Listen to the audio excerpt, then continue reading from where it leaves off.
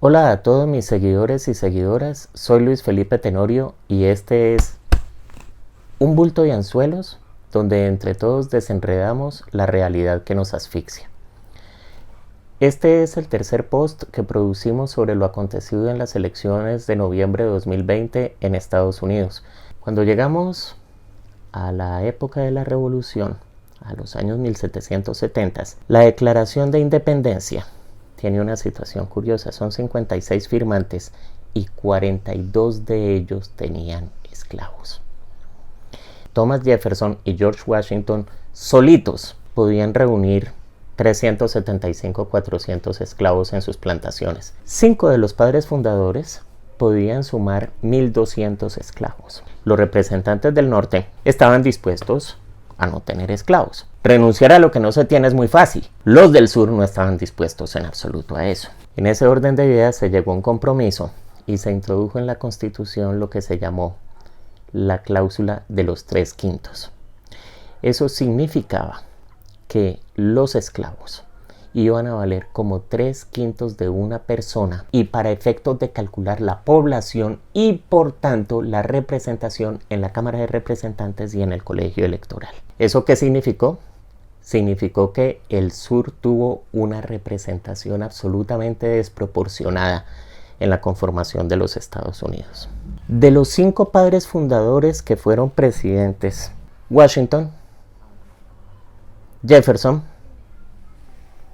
Madison y Monroe tuvieron esclavos. Ahora, si llegamos hasta el presidente que procede a la abolición de la esclavitud, Abraham Lincoln, que es el número 16, a estos 4 les vamos a sumar Jackson, Van Buren, William Henry Harrison, John Tyler, James Polk y Zachary Taylor.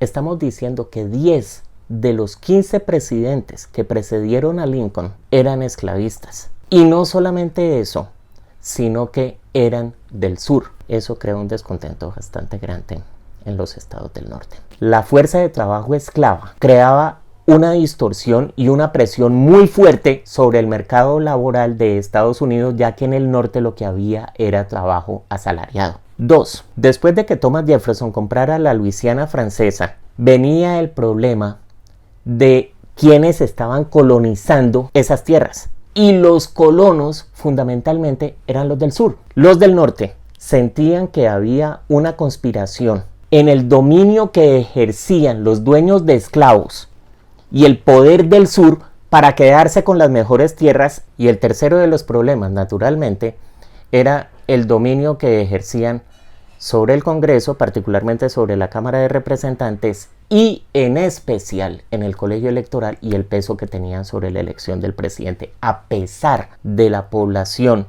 que tenían los estados del norte. Eventos que llevaron lentamente a la guerra civil. 1. El llamado Compromiso de Missouri en 1821. Missouri iba a ser un estado esclavista y a los estados del norte eso no les sonaba ni 5, porque era romper el empate que había entre estados libres y estados esclavistas en el Congreso. Y el sur hizo causa común para lograr que pasara la condición de estado de Missouri. Se llegó al Compromiso de Missouri en 1821, instigado por Henry Clay, que por cosas como esa y a lo que le dedicó prácticamente toda su vida política, pasó a la historia como el gran componedor. ¿Qué fue lo que él logró? Que el estado de Massachusetts soltara uno de sus distritos, se convirtiera también en estado y entonces fue el estado de Maine. Entonces Maine entró como estado libre, Missouri entró como estado esclavista y se solucionó el problema. El siguiente evento fue la crisis de la anulación. Una ley sobre tarifas arancelarias y aduaneras brutales sobre las importaciones a los Estados Unidos. ¿Cuál era el problema? Que ahí quedaron incluidos insumos esenciales para el trabajo agrícola de los estados del sur.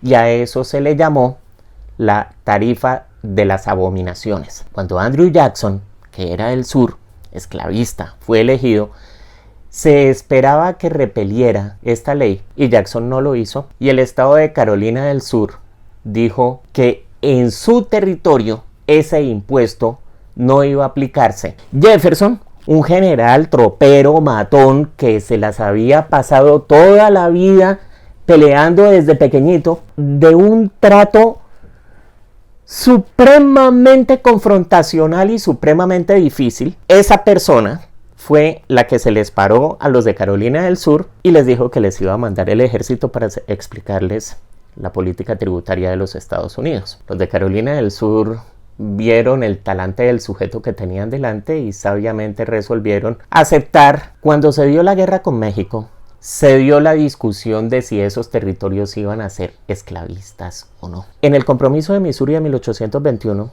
se había establecido que a partir de determinado paralelo hacia el norte no habría territorios que fueran esclavistas. En 1853 se produce un acta que se llama el Acta Nebraska-Kansas, por la cual se dijo que cada uno de los territorios iba a tomar la decisión por su cuenta de si querían ser esclavistas o no, con lo cual de facto se estaba acabando con el Compromiso de 1821. Después de eso, 1858, se da la última chispa que se necesitaba para la guerra civil. Fue la decisión Dred Scott, por la cual la Corte Suprema dijo que los negros no eran, ni iban a ser, ni podían ser ciudadanos de los Estados Unidos. Hay que hablar de una figura que es John C. Calhoun, que había sido vicepresidente de Andrew Jackson, renunció durante la crisis de la anulación y pasó lo que le quedó de su vida, más o menos 20 años después de la crisis de la anulación, trabajando por organizar un bloque de intereses del sur, sigue más o menos la línea de los estados,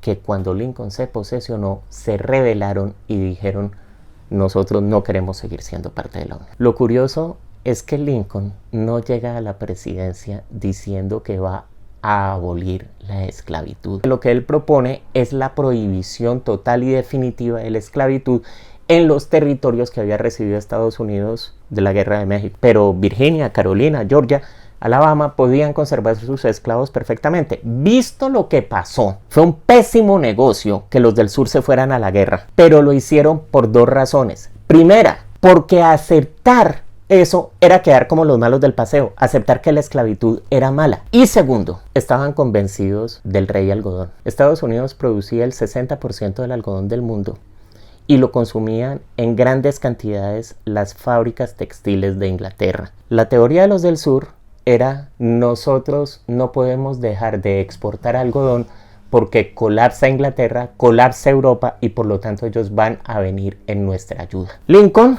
dijo: pues vamos a ensayar a ver si eso es verdad, vamos a ayudarles a comprobar si eso es cierto, y puso a toda la armada de la Unión a bloquear los puertos de los estados rebeldes y a impedirles sacar una sola fibra de algodón, privándolos de su principal medio de comercio para conseguir oro con el cual armarse. La guerra civil, desde el punto de vista del sur, es para preservar la esclavitud, pero desde el punto de vista del norte no es para abolir la esclavitud. Van a la guerra por impedir que ellos ejerzan el derecho que la Constitución les confería. La Constitución decía que los estados podían irse libremente de la Unión y más o menos la interpretación de Lincoln fue: se pueden ir libremente siempre y cuando no se vayan. Si bien la guerra no empieza para abolir la esclavitud desde el punto de vista del norte, rápidamente Lincoln la convierte en ese punto y por eso se produce la enmienda número 13 constitucional, que tiene una historia.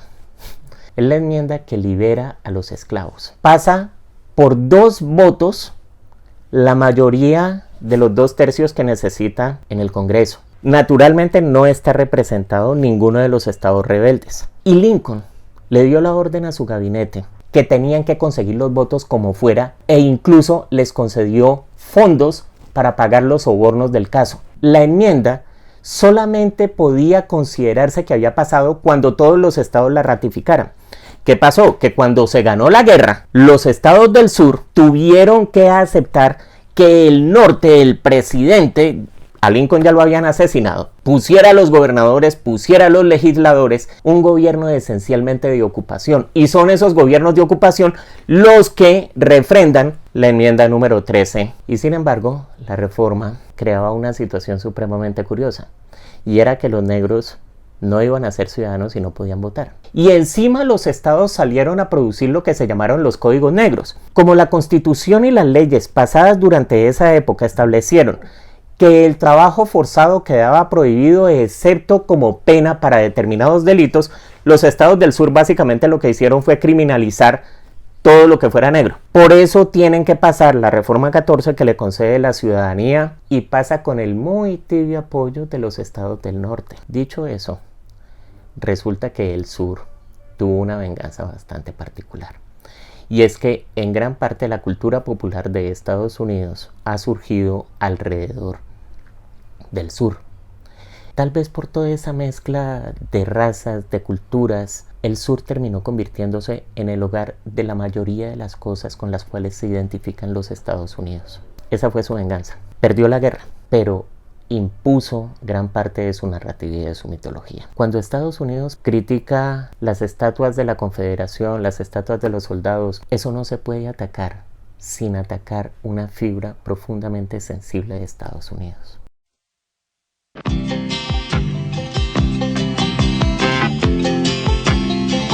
Just a good old boy, never meaning no harm. Beats all you never saw. Pero es que se le puede quitar la bandera confederada, sí, pero es que todo el show de los Dukes de Hazzard gira alrededor de la idiosincrasia del sur de Estados Unidos. El whisky Jack Daniels, Colt Sievers, en Profesión Peligro, es oriundo de Nashville. Well, I'm not the kind to kiss and tell, but I've been seen with fire up. I've never been with anything less than a 9. So fine, I've been on fire with Sally Field, gone past with a girl named Bo, but somehow they just don't end up as mine. It's a death-defying life I lead. I take my chances. I die for living in the movies and TV. Do is watch my leading ladies kiss some other guy while I'm bandaging my knee. I might fall from a tall building, I might roll a brand new car, 'cause I'm the unknown stuntman that made Redford such a star.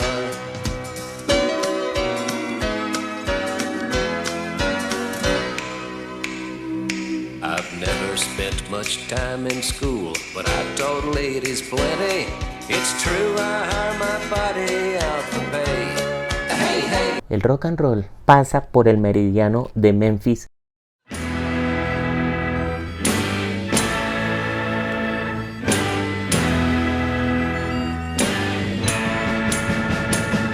Well, since my baby left me, well, I found a new place to dwell. Well, it's down at the end of Lonely Street at Heartbreak Hotel. I'll be so lonely, baby. I'll be so lonely. I'll be so lonely I could die.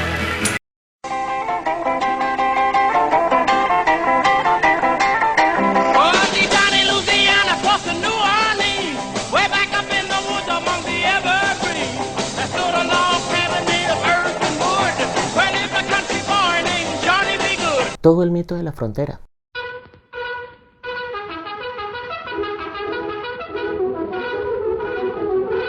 The Lone Ranger. Todas esas son cosas que existen por una cultura particular que es la cultura del sur. Ahora, antes de que me digan, entonces Luis Felipe Tenorio, para que pueda ver tranquilo los Dukes de Hazzard, tenemos que auspiciar el racismo. No estoy conestando el racismo. Pero lo que estoy diciendo es que usted no lo va a vencer por la vía de leyes y de enfrentar los símbolos que han enorgullecido a Estados Unidos durante literales siglos. Esa es una pelea que aún ganándola, la pierde. Y aún ganándola la pierde es porque eso es lo que permite que existan figuras como Donald Trump. Usted no enfrenta gratis y en balde lo que ha hecho orgulloso a un país. Donald Trump se apoyó sobre eso.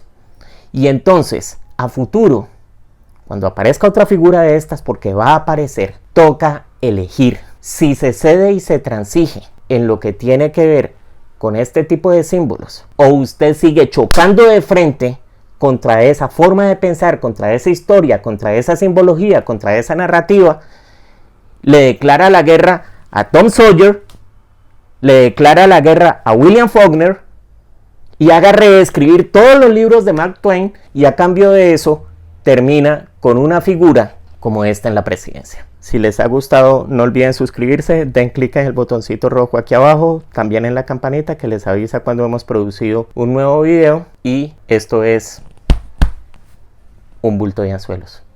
Mil gracias por haber pasado a verme.